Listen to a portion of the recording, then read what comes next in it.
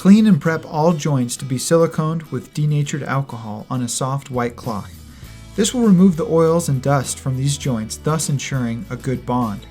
Places to be siliconed are the joints where panels and trim meet the tub or shower base, interior vertical joints where panel meets panel, and where trim has overlapped and meets the panel. Cut a small hole on the nozzle of your tube of silicone. I like a slightly angled tip. It's easy to make the hole bigger if necessary, rather than to fight a large bead of silicone. Moving slowly, apply silicone on the joints, then tool with a wet finger or inexpensive caulking tool. Since silicone can skin over rather quickly, it is suggested to apply silicone to a couple joints, then tool these before moving on.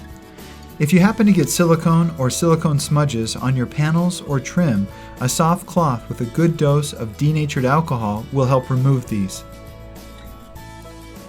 The exterior where trim piece meets sheetrock can be siliconed if your wall is already painted.